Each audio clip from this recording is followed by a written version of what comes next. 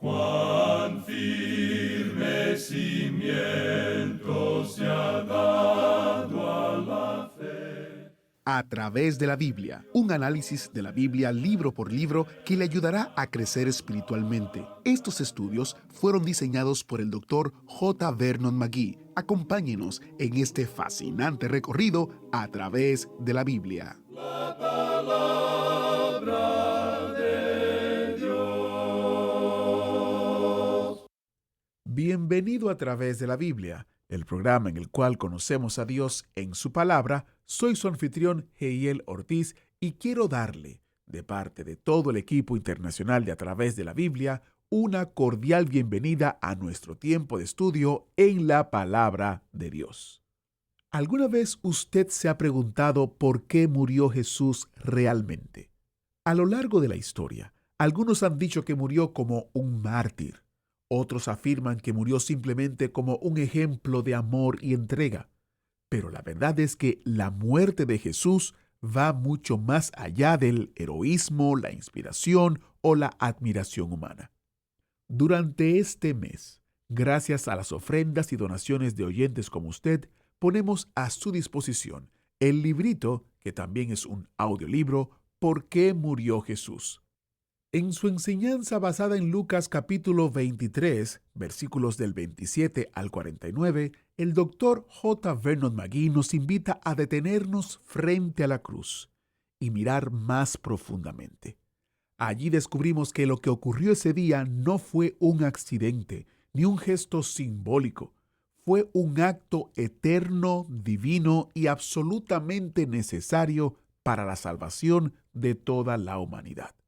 Adquiera su descarga gratuita visitando a través de la Biblia.org/recursos, a través de la Biblia.org/recursos, o si usted vive o tiene una dirección física en los Estados Unidos, puede llamarnos al 1-800-880-5339 y le enviaremos una versión impresa de este recurso.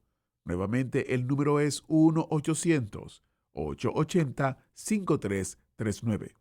Recuerde que los recursos impresos están disponibles solo en el territorio de los Estados Unidos. Para más información debe visitar a través de la Biblia.org/recursos. Iniciemos nuestro tiempo de estudio en oración. Gracias, Señor soberano y creador de todas las cosas, por hacernos a tu gloriosa imagen y por honrarnos con dignidad y propósito. Te alabamos por quien eres realmente y cómo te has acercado a nosotros debido a tu gran amor para con nosotros.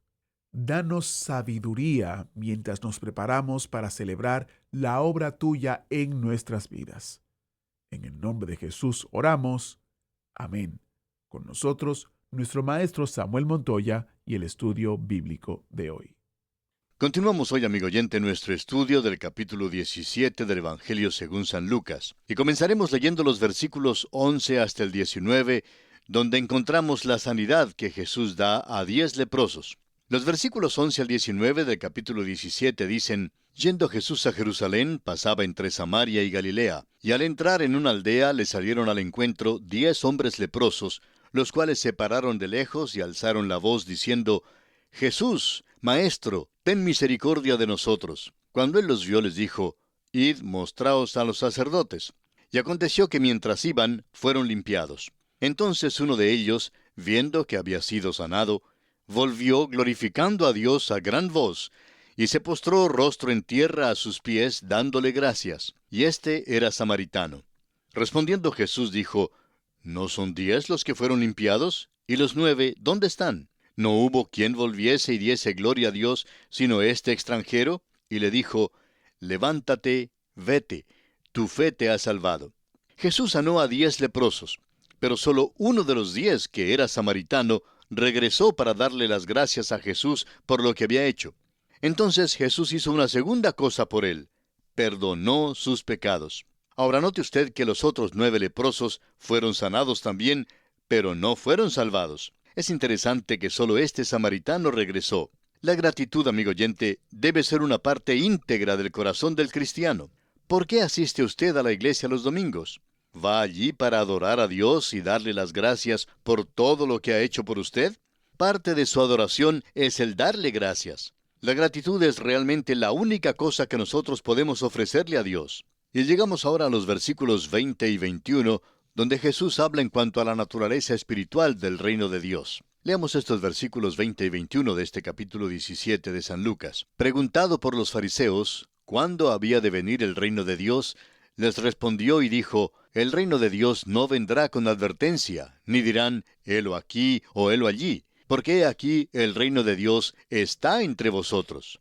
Jesús habla del hecho de que el reino de Dios no vendrá con advertencia. Estaba hablando a los fariseos y haciéndoles entender que cuando viniera el reino, no sería un golpe de estado religioso ni político que aconteciese como resultado visible de algún movimiento. Tampoco les está diciendo a los fariseos que el reino de Dios estaba dentro de ellos. El reino de Dios estaba en medio de ellos en la persona misma del Señor Jesucristo. Estaba allí mismo delante de ellos y no conocían quién era, ni cuáles eran sus propósitos, ni su meta.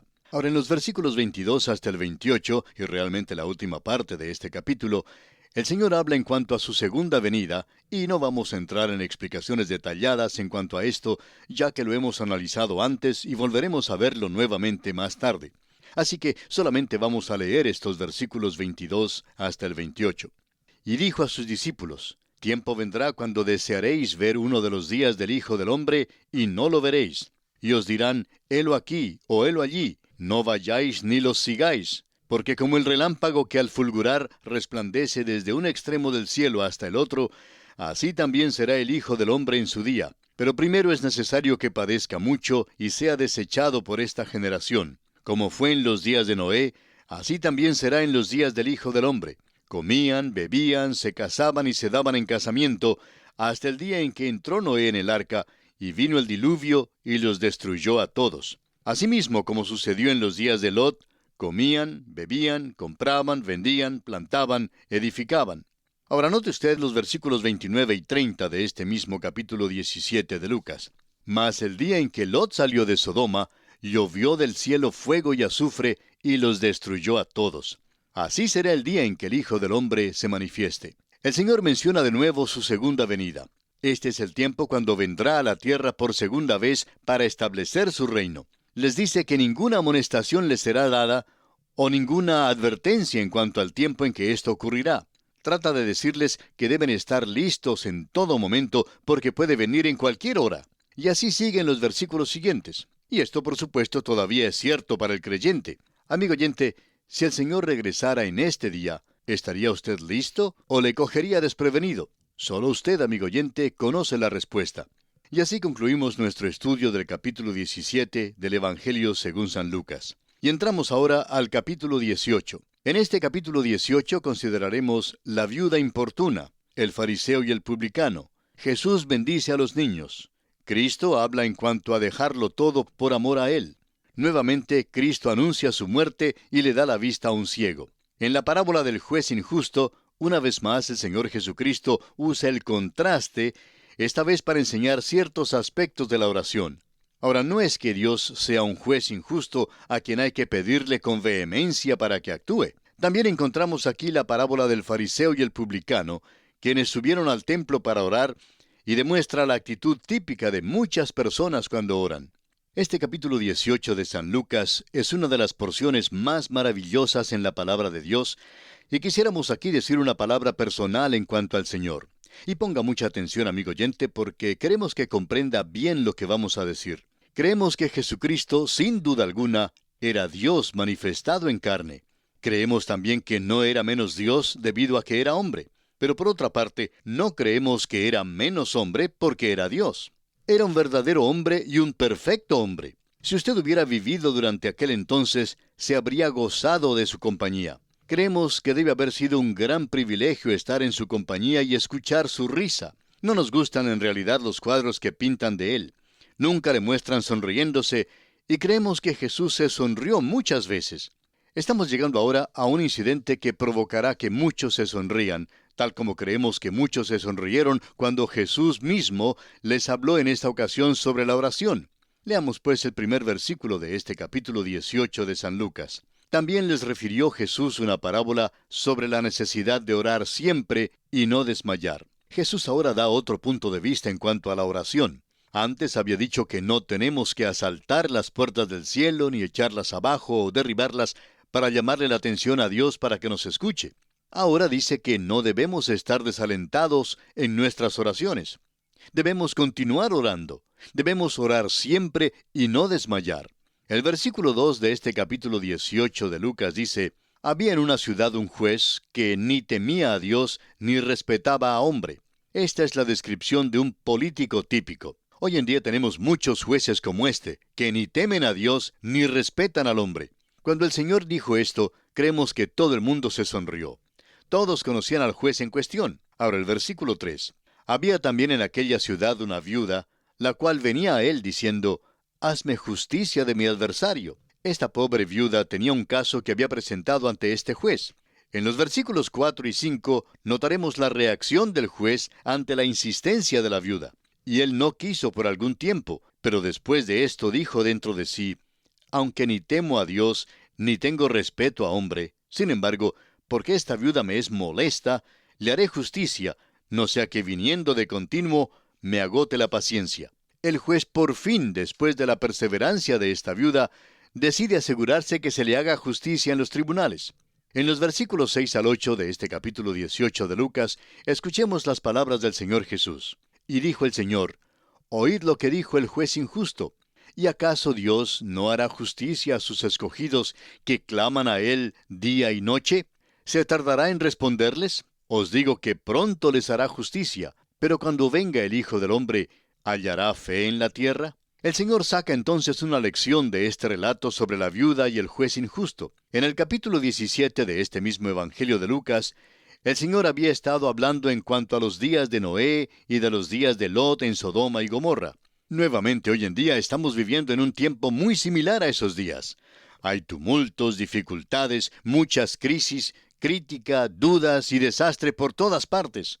Ha habido guerras, ha habido marchas y protestas y toda suerte de dificultades y crisis. Hay solo dos alternativas para usted hoy en día, amigo oyente. O bien usted desmaya, o bien usted ora. La oración es una actitud de la vida, es la esencia misma de la vida. Es mucho más que la simple articulación de palabras. La oración es el anhelar lo mejor, el esforzarse por conseguir el encumbrado ideal, el anhelar la voluntad de Dios. La oración no es algo que se dice a la carrera ligeramente los domingos. Es el expresar seriamente: sea hecha tu voluntad. Amigo oyente, ¿en realidad usted quiere que se haga la voluntad de Dios? Esta parábola, que enseña por medio de un contraste, revela que la importunidad es recompensada. Ahora, Dios no es un juez injusto, pero esta parábola trata el caso de un juez injusto. Es un político típico, y esta pobre viuda llegó donde él porque se encontraba en apuros. No puedo obtener justicia en los tribunales, le dijo. Le suplico, pues, que me ayude. El juez buscó en su registro y notó que ella no tenía ninguna influencia en la comunidad. Se dio cuenta que si la ayudaba, pues no concedería ni un solo voto en el tiempo de las elecciones. Por eso creemos que por mucho tiempo decidió ignorarla, y creemos que hay muchos políticos que son así como este hoy en día. En realidad, cansan estos hombres que se presentan como candidatos para los cargos públicos. Siempre hablan del pueblo y del hombre ordinario y cómo anhelan ayudarle. Bueno, yo soy uno de aquellos hombres ordinarios, y todo lo que logran hacer cuando son elegidos a sus cargos es subirme los impuestos. Siempre hablan de mis intereses como hombre del pueblo, pero después que reciben mi voto, se olvidan de mí. Y precisamente esta era la situación en que se encontraba esta pobre viuda. No era miembro muy importante de la comunidad, y no le quisieron dar entrada para que hablara con el juez. Sin embargo, ella decidió que cueste lo que cueste, ella vería a este juez. Y así, la pobre viuda fue a la oficina del juez. Le preguntó a su secretaria si podía hablar con el juez. No puede verlo, fue la respuesta fría. El juez todavía no ha venido. La viuda entonces se sentó allí en la salita de espera. Puede que no venga el juez por mucho tiempo, anunció la secretaria. No importa, contesta la viuda. Voy a esperarlo de todas maneras. Pasaron 2 horas y por fin la puerta se abre y entra el juez. La viuda corre directamente a él y empieza a contarle su situación. Pero él simplemente continúa caminando y le dice, hable con la secretaria, que ella le va a ayudar. Y abriendo la puerta de su oficina interior, desapareció. La secretaria dice entonces a la viuda, es mejor que se vaya. El juez está sumamente ocupado y no puede verla hoy. La viuda con paciencia contesta, voy a esperarlo. Y así esperó todo el día. La secretaria creía que esta mujer tendría hambre y que saldría para comer, pero la viuda se quedó. Por fin, el juez llamó a la secretaria y le preguntó, ¿todavía está allí esa viuda? Él también había decidido que probablemente saldría cuando tuviera hambre. Al llegar la hora del almuerzo, sin embargo, la viuda sacó su almuerzo y allí mismo comenzó a comer. Ahora el juez tenía una cita a la hora del almuerzo y por tanto, para evitar a la viuda y para poder llegar a tiempo a su cita, pues tuvo que salir por la puerta de atrás al callejón. Cada día la viuda regresaba y se sentaba allí en la sala de espera. Todas las tardes el juez tenía que salir por la puerta de atrás al callejón para poder almorzar. Por fin, todo el pueblo sabía que el juez estaba saliendo por la puerta de atrás y viéndolo salir por el callejón al mediodía, y eso no se veía muy bien. El pueblo empezó a creer que quizá este juez estaba tramando alguna travesura, y por tanto el juez por fin entonces decidió que tenía que ver a esa viuda. No tenía interés en ella realmente, ni en su caso, pero debido a su importunidad, decide entonces librarse de ella. Amigo oyente, Dios no es un juez injusto. No es necesario derribar la puerta del cielo para llamarle la atención a Dios. Sin embargo, no desmaye. Sea importuno en la oración. Dios está diciendo que lo que vale no es la longitud ni las muchas palabras en las oraciones, sino la importunidad en la oración. O dicho de otra manera, la perseverancia en la oración. Pablo usa una expresión maravillosa en su carta a los Romanos capítulo 15 y versículos 30 y 31, cuando dice, «Pero os ruego, hermanos, por nuestro Señor Jesucristo y por el amor del Espíritu, que me ayudéis orando por mí a Dios, para que sea librado de los rebeldes que están en Judea, y que la ofrenda de mi servicio a los santos en Jerusalén sea acepta». Este es el tipo de ayuda en la oración que todos necesitamos. Las palabras «que me ayudéis orando por mí» en este pasaje también se pueden traducir como «que luchéis juntamente conmigo». Significa el agonizar en la oración. Esto está hablando de la profundidad y no de la longitud de la oración. No son las palabras, sino el sentir de la oración que es importante. Esta es la manera en que Moisés oró y la manera en que Pablo oró, y debe ser también la manera en que nosotros oremos. La viuda, pues, era importuna. Y repetimos, Dios no es un juez injusto. Y le conviene a usted seguir llegándose a Dios, acercándose a Dios en la oración, porque si realmente está resuelto, de un modo u otro, va a mover la mano de Dios. Puede que Dios no haga exactamente como usted le pide, ni precisamente la manera en que usted quiere que Él conteste, pero Dios siempre escucha y contesta las oraciones. Por eso creemos que debemos hablar con Dios de una manera definida en cuanto a los asuntos que en realidad nos importan. Al mirar a nuestro alrededor, no desmayemos. Por favor, no desmayemos, más bien oremos. ¿Ha orado usted, por ejemplo, por el presidente de su país en este día? No importa quién sea, ore por él, porque él está haciendo decisiones que afectan el bienestar de todos los habitantes de su país y también influyen en el extranjero. Bueno, sigamos adelante en nuestro estudio de este capítulo 18 de San Lucas. Ahora vemos que aquí en los versículos 9 hasta el 14, el Señor da otra parábola, esta vez en cuanto a un fariseo y un publicano. Leamos entonces el versículo 9 y confío que usted todavía esté siguiendo conmigo la lectura aquí en el Evangelio según San Lucas, capítulo 18, porque, repetimos, es importante que usted siga con nosotros paso a paso, aún en la lectura de los versículos, para que se familiarice completamente con el tema que vamos tratando. Leamos pues el versículo 9. A unos que confiaban en sí mismos como justos y menospreciaban a los otros, dijo también esta parábola. Ahora usted nunca tendrá ningún éxito en su oración si ora de esta manera. Muchos llegan al Señor y le dicen, fulano sí que están dando mal. Señor, te pedimos que lo traigas de nuevo a tu senda. Tráela a la hermana fulana a tu redil una vez más. Pero, ¿qué de usted, amigo oyente? Ore por usted mismo. Es necesario orar por nosotros mismos para que no seamos tentados. El apóstol Pablo, escribiendo a los Gálatas, dice en el capítulo 6, versículo 1, Hermanos, si alguno fuere sorprendido en alguna falta, vosotros que sois espirituales, restauradle con espíritu de mansedumbre, considerándote a ti mismo, no sea que tú también seas tentado. Creemos que el Señor tomó esta parábola de la vida real. No conocemos al fariseo de esta historia, pero creemos que el publicano era Zaqueo, a quien conoceremos por nombre en nuestro estudio del capítulo 19 de este Evangelio. Continuemos ahora con los versículos 10 y 11 de este capítulo 18 de Lucas. 2 hombres subieron al templo a orar. Uno era fariseo y el otro publicano. El fariseo, puesto en pie, oraba consigo mismo de esta manera: Dios, te doy gracias porque no soy como los otros hombres, ladrones, injustos, adúlteros, ni aun como este publicano. Nos gusta la manera como el Señor Jesús se expresó y creemos que todo el mundo se sonrió de lo que él dijo. Note usted que dice que el fariseo oraba consigo mismo. No entró en el templo para orar a Dios por nadie. Entró en el templo solo para hincharse y alabarse, diciendo en alta voz cuán buen tipo era. A nuestro parecer, él era más grande pecador que cualquiera otro de la lista. De veras, era un falso religioso que cumplía solo con los ejercicios religiosos externos. Sigamos adelante ahora con los versículos 12 y 13 del capítulo 18 de San Lucas. Ayuno 2 veces a la semana, doy diezmos de todo lo que gano. Mas el publicano, estando lejos, no quería ni aun alzar los ojos al cielo, sino que se golpeaba el pecho diciendo: Dios, sé propicio a mí pecador. El pobre publicano se mantenía a la distancia. Como publicano, no podía entrar en el propiciatorio del templo. Eso le era negado. No tenía parte allí. Era excluido de todo eso. Él decía: Oh, Dios mío, sé propicio a mí pecador. Como ya lo hemos dicho, creemos que este publicano era Zaqueo, y el Señor le hizo un propiciatorio al cual él pudo ir. Jesucristo señala que hay una gran diferencia entre el fariseo y el publicano. Leamos ahora el versículo 14.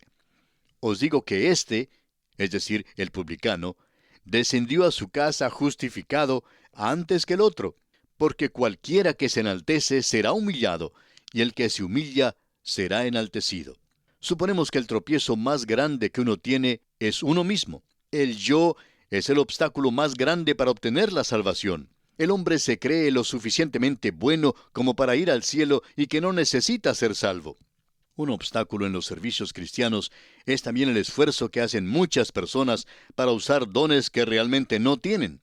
El yo, amigo oyente, estorba y entonces la obra de Dios se obstruye. Pablo pudo decir en su carta a los Romanos capítulo 7, versículo 18, Y yo sé que en mí, esto es, en mi carne, no mora el bien, porque el querer el bien está en mí, pero no el hacerlo. ¿Estorbó el diablo? No. Fue Pablo mismo quien se constituyó en un estorbo. Bien, amigo oyente, nuestro tiempo se ha agotado, así es que tenemos que detenernos. Continuaremos, Dios mediante, con este capítulo 18 de Lucas en nuestro próximo programa. Es nuestra oración que el Señor le bendiga en gran manera. Agradecemos que nos acompañara en el estudio de hoy. Le invitamos a que visite nuestro sitio en internet a través de la biblia.org. Ahí puede suscribirse para recibir las notas y bosquejos de lo que estamos estudiando y noticias del ministerio. También encontrará la variedad de libros y materiales gratuitos que tenemos para usted. El sitio es a través de la biblia.org. Todo lo que hacemos es posible gracias al Señor y a personas como usted que se unen a nosotros en la obra de llevar la palabra entera al mundo entero. A través de la Biblia es una producción de Radio Transmundial.